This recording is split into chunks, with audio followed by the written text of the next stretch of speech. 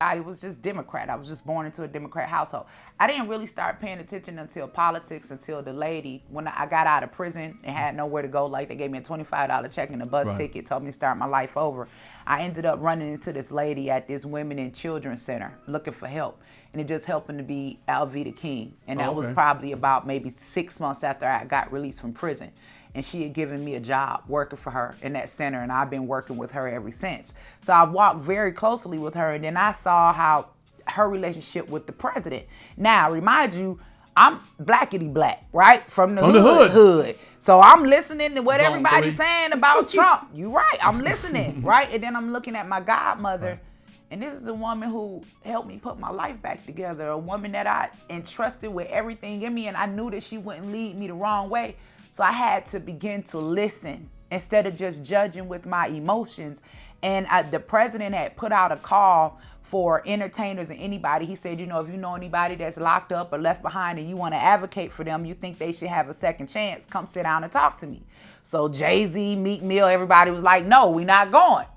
So I called my godmom and I was like, yo, I'll go. Because I remember what it felt like being in that cage. I remember what it felt like being separated from my family. People act like they all about criminal justice reform. If you let your emotions come before the people that, if you know what it feels like to be locked in a cage and not see your family, then how can you let that override advocating for your people? If we talking about fighting for Black life, and that's how I ended up getting in politics. I went in, I sat down, I spoke with Trump, I spoke with his administration. They listened. I'm from the hood. Right. I ain't never got no invite to the White House to have somebody listen to me and get my input on what we should do about criminal justice reform. And then from there, it went on to human trafficking. It went on to Planned Parenthood, all of these things that I've been fighting on all of these years. But nobody never paid me no attention or gave me any recognition because I was the little guy. Right, sure. So it was an honor to me because I knew what I was fighting for. Yeah. Well, it's funny. I believe Trump lost because of his personality. Because what a lot of stuff he did, Black people would agree with it if they didn't know it was Trump. If you just told them some of the things he did, I believe many of the things he did, they would agree with that. But you put the Trump stamp on it, they close their ears because that's how we are. We're kind of emotional. I get it. We're like, man, fuck what he talking about. I don't give a fuck. He could have gave everybody $1 million. They'd still been pissed off at him. You know what I'm saying? And done whatever. It took every Black person out of jail.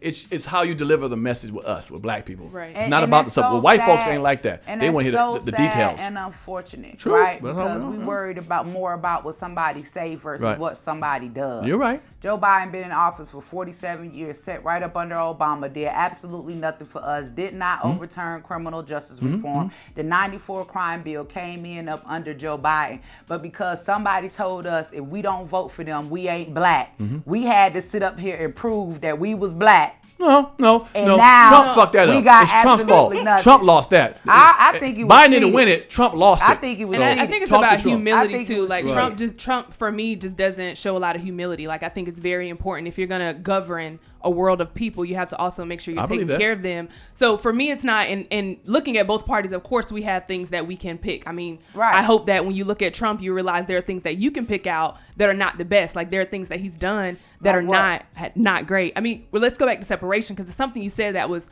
a little confusing for me. As someone who's been in prison and separated from your family, I would think that you would empathize a little more of the people that are also doing the same thing. Okay, so but it seemed like you were more like, hey, this over this, but it's like you said, we need to find that common ground of, yes, these people are trying to find a better life by coming over here, and they were separated from their families, and you went to prison. Where is the empathy for the American people? Where is the empathy for our brothers and sisters? See, that's what I don't get about us. We always want to fight somebody else's fight. See, that fight empathy, for our own. Excuse me. That empathy and that fire, right, that we're talking about having for people at the border. Because see, this is me. This is how I view it, right? I'm a parent, right? And so when I get my paycheck, my responsibility is to take care of the people that are in my household, my children. Now, that does not mean that I won't help the people across the street. Right, because that's what you say you're doing now, fighting for the people. But my responsibility is to make sure that my children are taken care of first. Absolutely. As the president of the United States, right, he has a responsibility to the American people. His responsibility is to make sure that the And do you think American he's doing people a are good taken job care of of that? first. I believe that he is doing a good job of that. Okay. Okay, Right, I haven't right. seen. Yep. All we got out of the Obama administration was a track phone. Okay. Like, I didn't see any tangible results. Okay. But with President Trump, I did see the permanent funding of HBCUs, which was taken away during the Obama-Joe Biden administration. Permanently funding, and I helped to work on that myself. I did see him defunding Planned Parenthood, which is a known racist organization to attack Black life. So in every essence, he has preserved Black life. I do see opportunity zones. Opportunity zones benefit us because they rebuild our communities and they bring jobs to our communities, just like the Wendy's that got burned down by Black Lives Matter. The people that worked in that Wendy's was black. Well, we saw who did it though. Yeah, we saw who burnt down the Wendy's. It was a white lady. A white lady in the name of Black Lives Matter, though. Let's be she wasn't clear. really there A for white Black Lives lady in the Matter. name of Black Lives Matter. Now, I know who the white woman was. She did because Ray Sean was her boyfriend. She was getting black wood. So let's be honest. She did it in the name of Black Lives Matter. Now, if you like that clip, please hit the notification bell and hit the subscribe button and follow us. We really appreciate it.